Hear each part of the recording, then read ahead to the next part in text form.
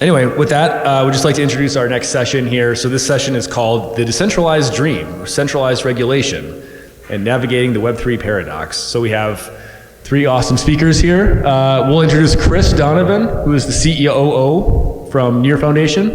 So come running out, we'll give you the high five here. And then we've got Sarah Brennan from Delphi Digital. High five, woohoo. And then we have, I'm sorry, Marc, I forgot your last, Marc Goldich from Proximity Labs. Last but certainly not least. There you go. So we'll ask each of you to just give a kind of a quick introduction to what you do and what your current role in Web3 is. And why don't you give us like a fun fact that people will be shocked to know about you. Why don't you go first, Marc? Oh, great. I wish you told us this in advance. Yeah, right. Oh, it's part of the surprise. Yeah? Great. Hey, I'm Marc Goldich. I'm the general counsel of Proximity Labs. We do R&D on the Near protocol. Currently, the team's focused on chain abstraction and account aggregation, really state-of-the-art, fun stuff. Getting these ecosystems to really work together and have one point of which the users can use any ecosystem. It's pretty amazing. It's very user-centric, and I think folks are really going to like it. And that's it for me. One more fun thing about me. Fun fact. Okay, so I'm involved in something called LexPunk. Pretty proud of that. Still the fun fact. We're an advocate group for builder communities and devs and lawyers, and we've done a lot of good work. So you should check that out. Stole my fun fact. My name is Sarah Brennan. I am the GC of Delphi Ventures, which is a mission-driven capital allocator in the space, and we're lawyers, so we're not very fun, I don't think. One fun fact, I live in Puerto Rico right now with my 3 children. That's as fun as it gets for me. You're welcome. Thank you very much. Hi everyone, I'm Chris Donovan. I'm the COO and GC of the Near Foundation. So we support the growth and development of the Near protocol, and we work very closely with Proximity and other nodes. Well, yeah, I mean, I'm a lawyer too, which I guess is maybe sets us up for a boring panel. I don't know. Fun fact. I really wish you'd given us a heads up. Fun fact. Well, actually, okay. Fun fact. I'm actually, although I sound very English, I'm actually from Australia. Oh wow! Whoa. Shocking. Mic drop. Okay, I'm done. I'm out of here. We'll allow it. Yeah. Okay. Yeah, So I'm flabbergasted that's by that. Yeah. I was totally assuming that you were English. Anyways. There you go. And in case you're all wondering, my fun fact that I use in these situations is that, well, maybe I need to advance my Rolodex of fun facts, but so my uncle used to work for Oracle in the 90s, and he was the one who sold Jeff Bezos his first Oracle license in like 1998. Okay. I mean, like Amazon.com, that's a stupid idea. Yeah. Anyway. He was like, sucker. Yeah. So that's my sort of fun fact. But well, since we have 3 lawyers, I'm gonna make things a little harder on you guys, and I'm going to pose well, I'll just set this question here. On the way here yesterday, I was listening to a podcast with Tom Emmer on, I can't remember which podcast. It was one of these crypto podcasts that you guys will probably listen to. And he was kind of basically framing, it was the Galaxy Brains podcast with Alex Thorne. He was listening, and Tom Emmer was basically setting up this regulatory paradox that we have in Congress right now. He's talking about the politicization of things and, Gensler and all these things. And Tom Emmer had an interesting way of framing this whole debate that I found like kind of interesting. I hadn't really heard this framing before, so I wanted to see what you all thought of this. So the way he was framing this debate in politics in Congress in the U.S. is you basically have the side of the that wants like more freedom for people. Kind of, I guess you could maybe call that like the libertarian angle, where we want to maximize personal and economic freedom on one side, and on the other side you have sort of, he used the term the administrative state that wants to know every shitcoin that is in your wallet that, or whatever wants to surveil every transaction, that wants to know everything that you're doing. And I'm not sure if I necessarily agree with this dichotomy that he has been laying out, but I thought it was quite clever and kind of evocative, I guess. So I would love to hear your reactions to this dichotomy. Do you think this is, do you agree or disagree with it? Is this the correct way of thinking about it? Is this a helpful way of thinking about the situation we face in the US right now? Marc, you want to take that? Yeah, I mean, I'll take a stab at it. I tend to agree, actually. And I think I agree because crypto, by its very nature, was designed to be an opt-out from government overreach, from intermediaries having too much control over your finances, and to give the power to those to have autonomy over their finances. And I think that there is a dichotomy there between crypto, the technology, and the way to regulate it, which is at the heart of this panel. And I think the things that Tom Emmer and other politicians are struggling with, and to Tom's credit, he seems to get it. And now he frames it as, there's two factions right now politically, those that get it and those that don't. I'm not so sure I entirely agree with that, but I think that he's getting to the heart of the issue with crypto and why it is so difficult to really tackle these issues.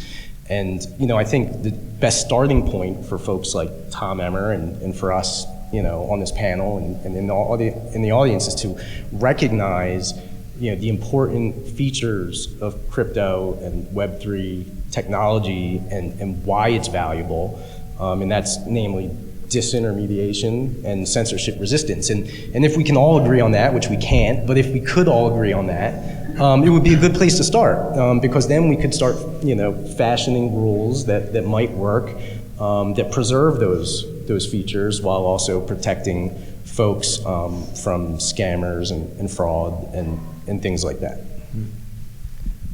Sarah, what do you think? Which rant should I do? So I think that between crypto tends to get ping-ponged around each branch of government, hoping that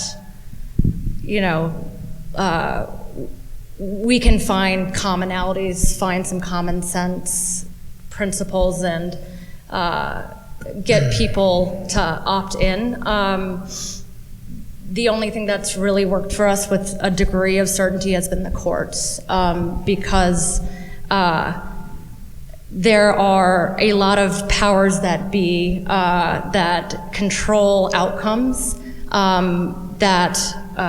between incumbents and people in the progressive wing who are increasingly looking for a centrally planned economy, that they are fundamentally against the value prop of decentralized tech,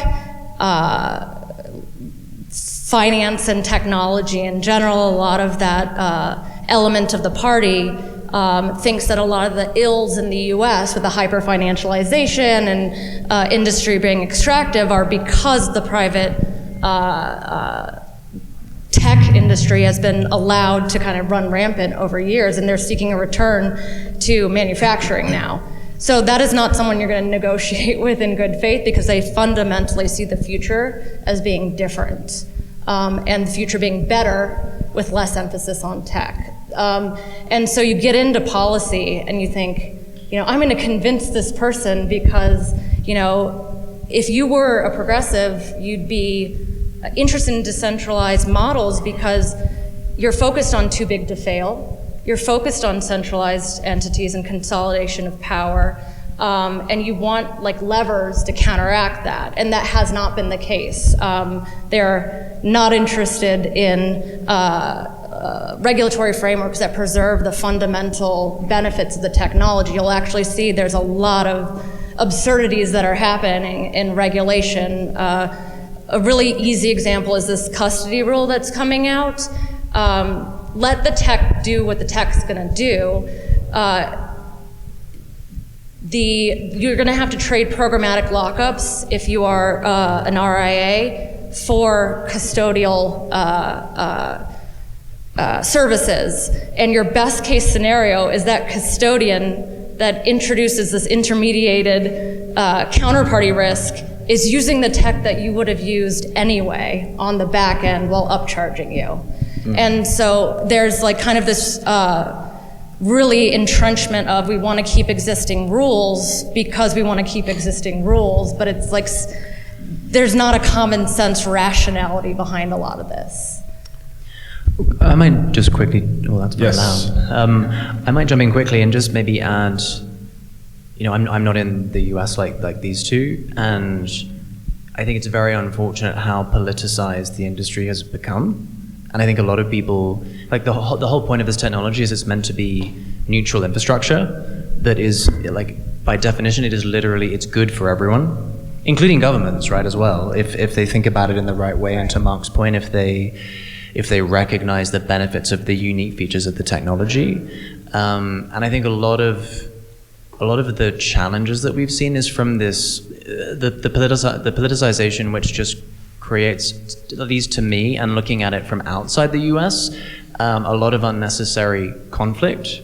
And it also creates these intractable positions, because to your point, Sarah, you're not dealing with people who are evaluating the technology in a neutral way, right? They've got a policy, or they not even a policy view, they have a kind of desired outcome.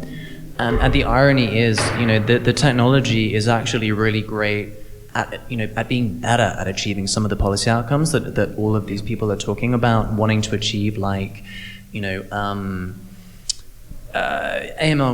KYC, prevention of illicit funding. Like we can do that without exposing personal data, for example, and privacy with ZK proofs and that kind of stuff. And that's just one example. And I think we've lost a lot of years as an industry because we got stuck down that rabbit hole. And I really wish that everyone could kind of step back, take a breath, and reset the discussion. But I think it's inevitably very hard to do that. Yeah, a lot of policy work is just fighting absurd things that come through. So, there was a cold front and Bitcoin's price went up.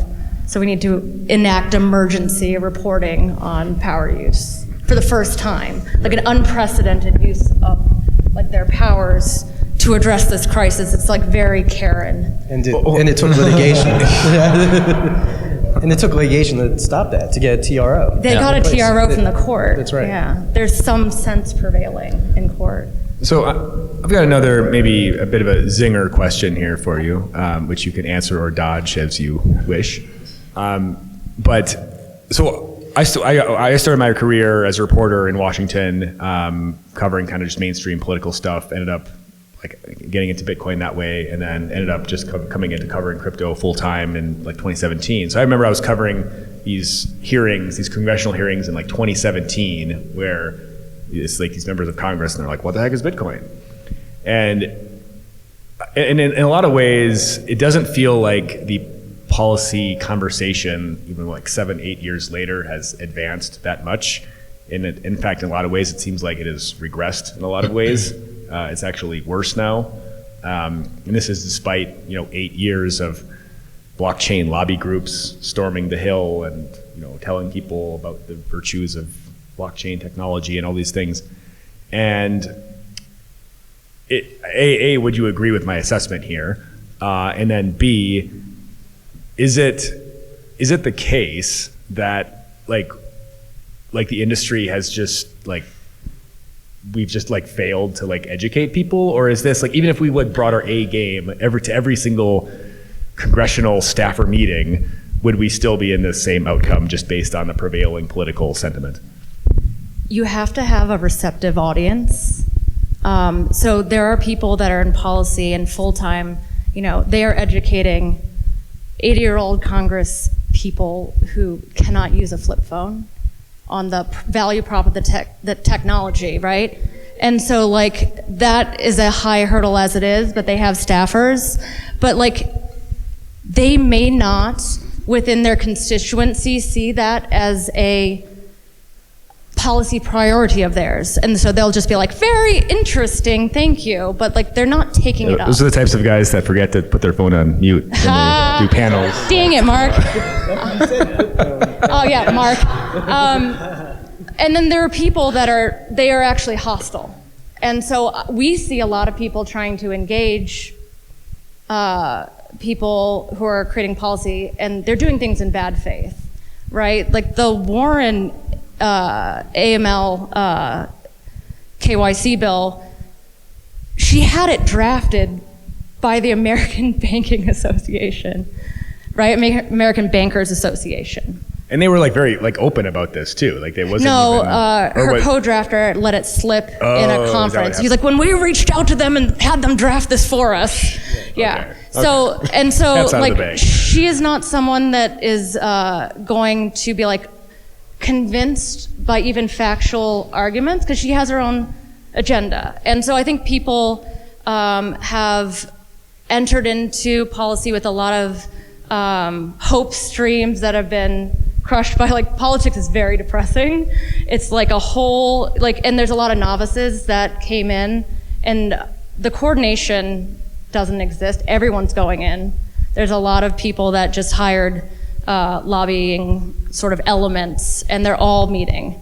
And so, like, Congress will, and policymakers will come back to the industry and say, what I'm hearing is incoherent. I mean, do we just have too many blockchain trade groups running around claiming to represent the industry? We do not have, it's really fascinating about this industry, we do not have the same goals. And it makes sense. Like this panel, we're pretty much aligned. We are on the more decentralized tech end, but there's Coinbase, there's TRM, there's all these actors, and they have their own agendas, right?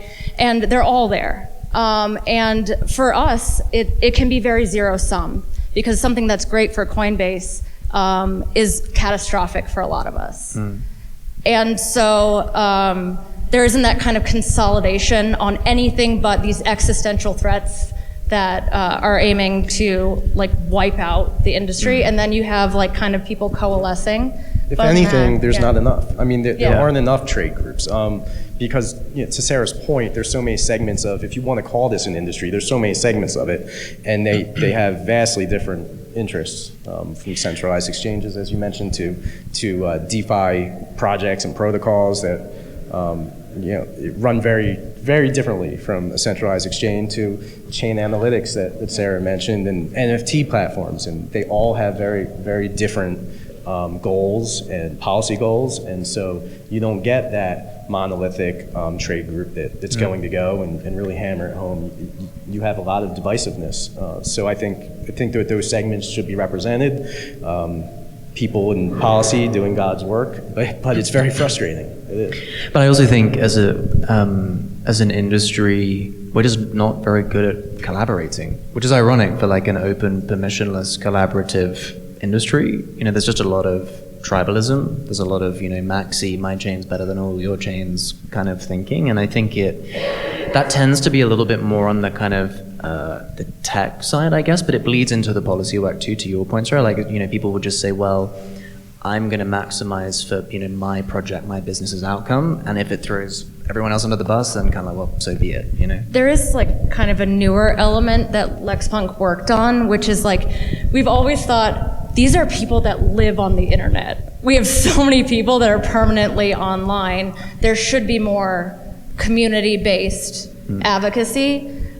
So we did a sort of an AI project. Yeah, this was cool. Yeah, where there was a lot of optionality to help create comment letters in one of the, there was a Treasury response. And there were other projects that worked on this. Before we released it, there were under, I want to say like under 1,000 letters.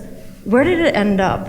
Like over 12K? Yeah, it was over 12,000, somewhere around there. And that is a multiple of what, you know, the comment letters that usually come in. And it was cool because it, you know, it gave people a voice. It wasn't a form. It wasn't like, oh, just sign here. They actually got to go online and check the things that matter to them most, and AI helped them draft their own you know, policy paper to submit in response to this proposal. And, you know, no two were alike. And so it was a really good way to get the message across, and you know, I think it worked. Yeah, and part of that initiative was were the lawyers feeding the regulatory arguments in to the tech. Right. to like come out the end, and you could pick all the things that made you upset. Yeah. And it was like a cool evolving project. So, with a couple minutes left here, so this is the first election cycle that we've had where crypto has become like a fully kind of like politicized thing. Like we have super PACs raising tons of money. We have like Ryan Selkis running around doing whatever he's doing, and like this has become, I still read some of these like Politico newsletters that I used to follow back in my DC days, and now it's like stories I'd never imagined to see in like Politico playbook, where it's like Republicans lash out against CBDCs. It's like, what? Like, how is this in Politico? But like, this is like becoming a very politicized. This is the first election where I think, well, we've at least in the industry we think it's going to be a political issue, and like, but like, do we know that the people actually care about this? Like, is this something that like most Americans even like have a favorable opinion of? We seem to assume that people just knew more about what's going on, they'd support us, but maybe they don't. I don't know. Like, well, I might, and maybe I'm like hijacking the moderator's role there, but I just wanted to. I think that people do care, and education is really important. But I also want to stress that before you guys comment on the like U.S.-centric approach or position is, I think the U.S. is somewhat unique in how hyper-politicized crypto has become. And in a lot of other parts of the world, you don't see the same level of kind of high stakes, jiggery pokery that happens. And that means that, you mentioned, Sarah, that sometimes you feel that it's very hard to have good faith discussions because what you disclose ends up just being weaponized and used against you. And I agree, in the US that definitely seems like it's a pattern.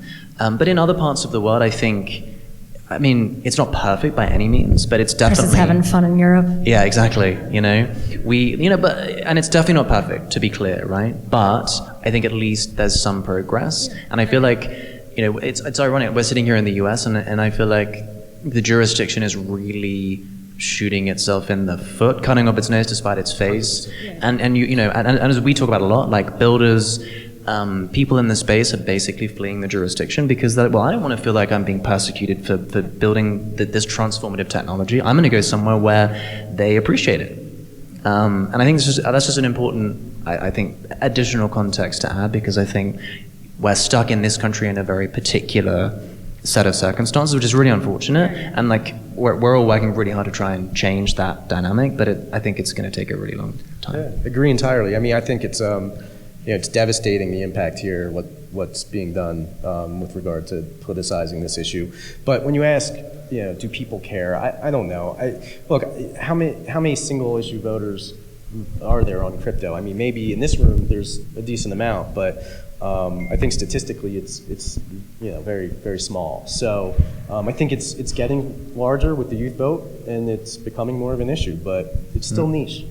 Yeah. I think that in the US, what's been interesting is the reason why we might have more leverage than we otherwise would is we're being grouped in with tech and finance, and it's become like, what do you see the future of America with like Biden's wholesale exported financial regulatory policy to Warren in this administration? He's going to do it in the next.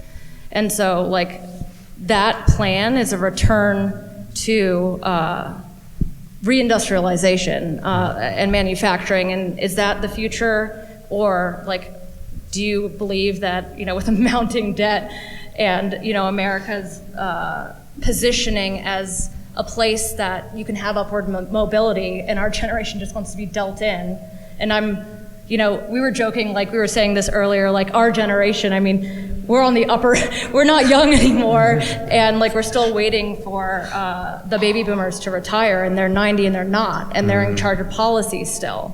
And these are people creating ideas for like what's happening to us and our children, and a lot of us think that you need to continue to innovate to grow GDP and be globally competitive for America to like persevere with the debt level. 100%, and I also think, in the near ecosystem, we're all about, lowering barriers to adoption. Yeah.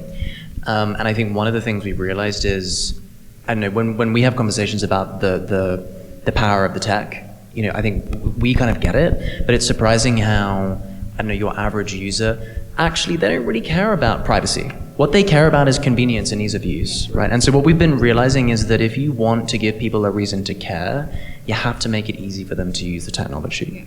Absolutely. And right now, I don't know, Matt, like anyone who's using crypto, like, have you tried to, I don't know, bridge something from one ecosystem to another? You know, like these days, sometimes I just don't even bother. It takes too long, and it's, you know, and it's expensive and complicated. And I'm in the industry doing this stuff every day. So I feel like there are some things we can do on the product side that will eventually help these policy discussions, because there'll just be more people using it. Yeah. And the test that I like to talk about is like, could my grandma use this? Which is ironic, because to your point, like all the policymakers are like my grandma's age, right? So we're kind of two birds with one stone there. If we can get that done.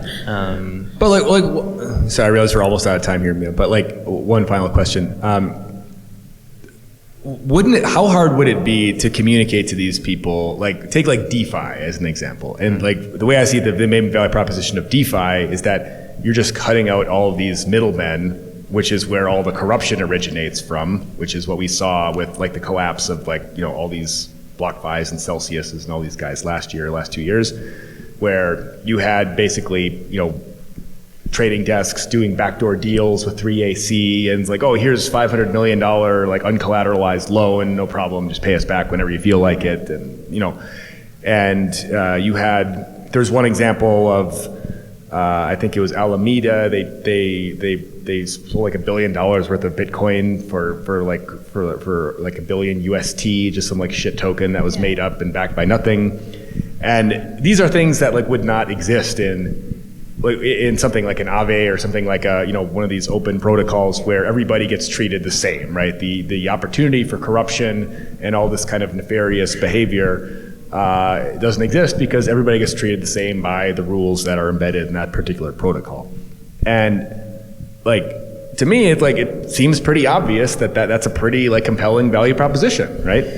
And I guess, you know, is this something that is just like too difficult to communicate, or we just not done a very good job enough of it, or like, is there something else here? Care. Well, no, more than they don't care, that they don't want that. They don't want that. Because they're scared of having a world where there aren't intermediaries, where we have decentralized money that works, where there is nobody to be held accountable when something goes wrong, and that there is not, you know, that personal responsibility of knowing what you're doing. And that's really, you know, a lot of DeFi. The cool thing about FTX that no one cared about, but in the wake of the collapse, what you were talking about, it's all counterparty risk stuff. That's like really TradFi risk structure. There was a study that came out that showed that in DeFi, the amount of contagion was actually contained and it didn't spread. It's like a defensive mechanism to, like, in a crisis, that contagion that we experienced in the last like 08, 09 crisis, it went around the world. It actually like didn't kind of flow through. It was kind of mitigated within DeFi, and people were shopping that around. But again, like, there are people that want to maintain the current rules, power structure, markets, have control over currency and monetary policy, and this just isn't very convincing for someone that doesn't want to hear it, right? 100%. I think it's the control. I think it's the biggest thing, right? You know, there are a lot of very valuable consequences which stem from the ability to exercise levels of kind of power and control over these systems, and you know, taking those things away is a really scary prospect for policymakers and lawmakers, right? So I think, and I don't think we've figured out a way to, you know, give them comfort about, you're taking those things away, but actually you're gaining a lot of really valuable attributes, which are like valuable to the state as well as to individuals.